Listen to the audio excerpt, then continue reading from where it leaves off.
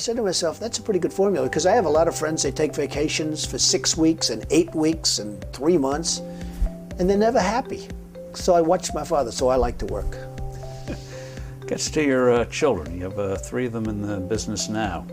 How did you coax them? How did that come about? Because usually if a parent wants you to do it, kids say, no, if you want it, I don't want it. You know, I was blessed to have smart children. They did well in school, they got good marks, they didn't have problems. But also, I would... What kind of environment you create for that to happen? Because you have a lot of smart kids who just...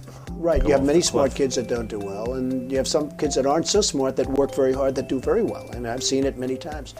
But I've been recognized for having done a good job. Now, I have 5 children, but the 3 that are in business, and a lot of it's because of the success of The Apprentice, where they go on and people get to know Ivanka and Don and Eric. But a lot of that was early upbringing. I'd always say to them, no drugs, no alcohol, no cigarettes. And now I add for Barron, and I'd just drive them crazy. I'd say every time they'd leave, no drugs, no alcohol, no cigarettes. Repeat after me, and I'd have to repeat. They'd go, Ivanka would go, Dad, will you leave me alone? But I'd drum it into their heads. And you know, you have to get through those artificial barriers.